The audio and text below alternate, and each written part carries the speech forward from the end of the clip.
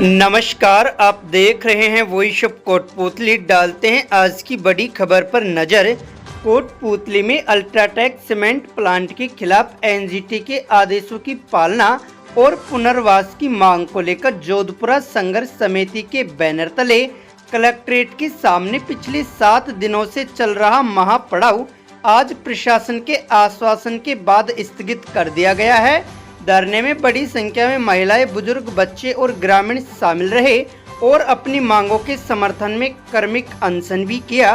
ग्रामीणों का साफ कहना है कि एनजीटी के आदेशों की अनदेखी से वे लंबे समय से आक्रोशित हैं।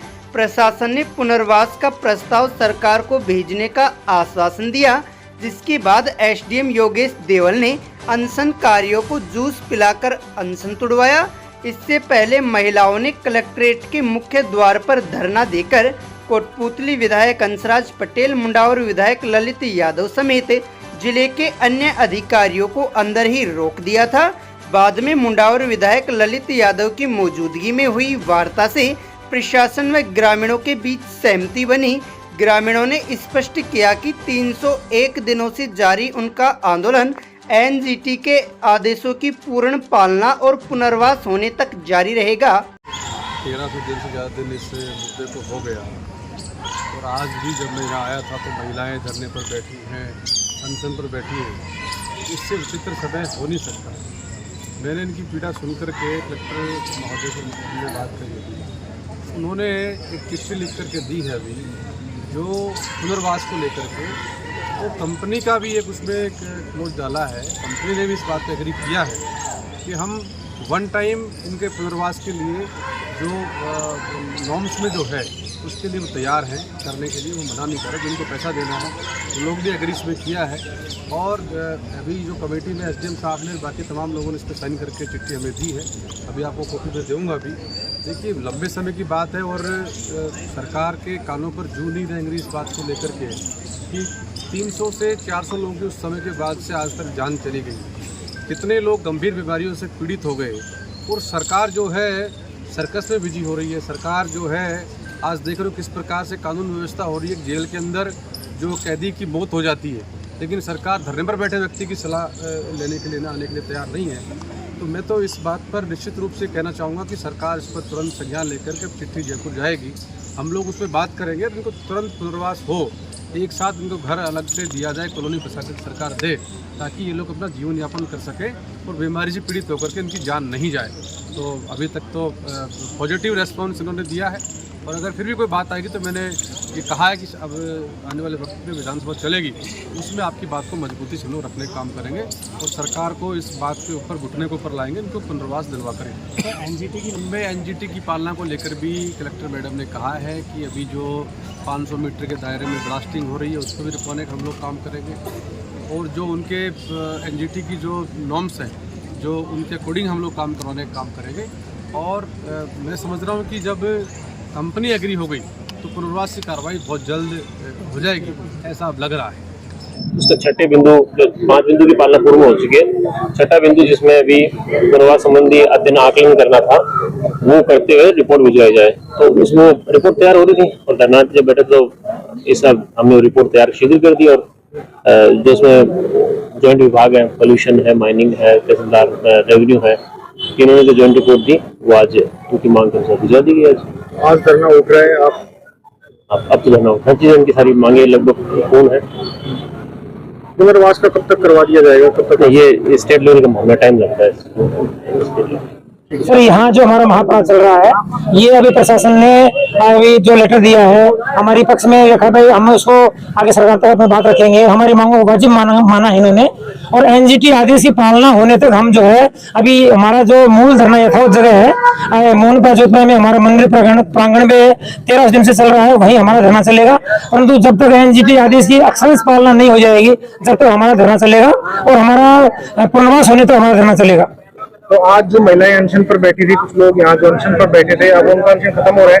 अभी हमारे वो एसडीएम साहब ने कहा है जूस हम उसको पिला रहे हैं और एसडीएम साहब उस जूस पिला के आज की अनशन को तोड़वाएंगे और यहाँ का महापड़ाव जो हम स्थगित कर रहे हैं और हमारा मूल जगह धरना हमारा जो चलता रहेगा। सर, इसको क्या मानते हैं आप? अपनी जीत मानते हैं या एक मानसिक जीत मानते हैं? देखिए साहब, अभी तो ये अभी मामूली जीत है, अभी पूरी जीत नहीं हुई है, परंतु चलो प्रशासन ने हमारी बातों को माना और यदि प्रशासन पहले ही मान लेता तो ये नौबत नहीं आती, परंतु हमें प्रशासन को जगाने के लिए या प्रशासन की हरदर्मिता को छुटाने के लिए हम आए हैं। प्रशासन अगर चाहता तो हमें देने की नौबत ही नहीं है, प्रशासन फेलियर अभी भी है। प्रशासन चाहता तो हमें आना नहीं पड़ता और हम ये चाहते हैं कि प्रशासन को सद्बुद्धि आए और आगे ऐसा ना हो। बाकी लड़ाई हमारी अभी शुरू रहेगी। अभी हमने ए ब्लॉक पायदान फर्स्ट पायदान पे आए हैं, अभी तो अभी लड़ाई हमारी बहुत बाकी है। ओम नमः शिवाय सीनियर सेकेंडरी स्कूल, जहां हर साल शानदार परिणाम, राज्य स्तरीय मेरिट और अनुभवी शिक्षकों का मार्गदर्शन आपके बच्चों के सपनों को देता है नई उड़ान और उज्जवल भविष्य की गारंटी। मेरा नाम निशु सैनी है। मैं ओम नमः सीनियर सेकेंडरी स्कूल में पढ़ती हूँ। मेरी 10वीं में 98% बनी थी। मैं इसका श्रेय अपने स्कूल को देती हूँ। इसमें टीचर का पूरा सहयोग है। मैंने जब भी सवाल पूछे, इन्होंने सवाल का बहुत अच्छे से जवाब दिया। मैं इसका श्रेय अपने परिजनों, विद्यालय और मित्रगण को देती हूँ। मैं रामस्वरूप सैनी, ओम नमः शिवाय senior secondary school, Dabla road, Kashipuram, निदेशक। मैंने 1 मई 2001 को ये विद्यालय की स्थापना एक छोटे से भवन में शुरू की थी। उसके पश्चात अथक मेहनत और डिसिप्लिन और हमारे शिक्षकों का अच्छी मेहनत के बल पर मैंने इसको पहले माध्यमिक फिर उच्च माध्यमिक विद्यालय में इसको क्रमोन्नत किया। लगभग 30 विद्यार्थियों का नवोदय में सिलेक्शन करवाया और हमारे विद्यालय में वाणिज्य संकाय, कला संकाय और साइंस संकाय, तीनों संकाय संचालित हैं। इसके अलावा साइंस और फिजिक्स, केमिस्ट्री, बायो की हमारे पास लैब भी हैं। उनमें बच्चों को प्रैक्टिकल भी नियमित रूप से करवाया जाता है और पिछले 5 सालों से हमने बहुत अच्छा रिजल्ट दिया है, यानी कि 99% भी हमने 10th क्लास में रिजल्ट दिया है और साइंस में भी 98% के लगभग प्रतिवर्ष बच्चों का परसेंटेज हमारी बन जाती है।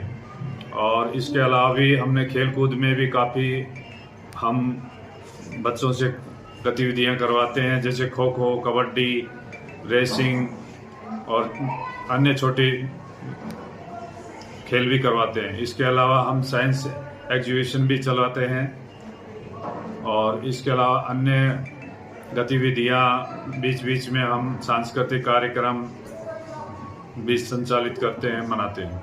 Saint Xavier senior secondary school Bansur, जहां बनते हैं टॉपर्स और सजता है उज्जवल भविष्य।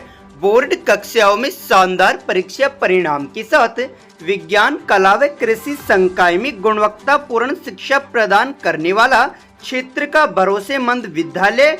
यहाँ सिर्फ पढ़ाई नहीं बल्कि होती है सफलता की शानदार शुरुआत। मेरा नाम सुशील कुमार है। मैं Saint Xavier senior secondary school Bansur का छात्र हूँ। मैंने कक्षा 12वीं में विज्ञान संकाय में 98.80% अंक प्राप्त किए हैं, जिसका श्रेय मैं अपने माता पिता और गुरुजनों को देता हूँ। मेरे पिता किसानी का काम करते हैं। मैं भविष्य में यूपीएससी की तैयारी करना चाहता हूँ। अशोक कुमार यादव, निदेशक Saint Xavier senior secondary school Bansur.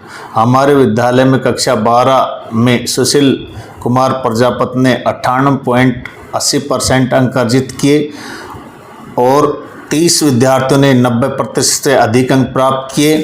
कक्षा 10 की पलक राठौड़ ने 98.33 अंक अर्जित किए और कक्षा 10 में 35 विद्यार्थियों ने 90% से अधिक अंक प्राप्त किए। इस शानदार परिणाम के लिए मैं मेरे विद्यार्थियों एवं अभिभावकों को विशेष धन्यवाद देना चाहता हूँ।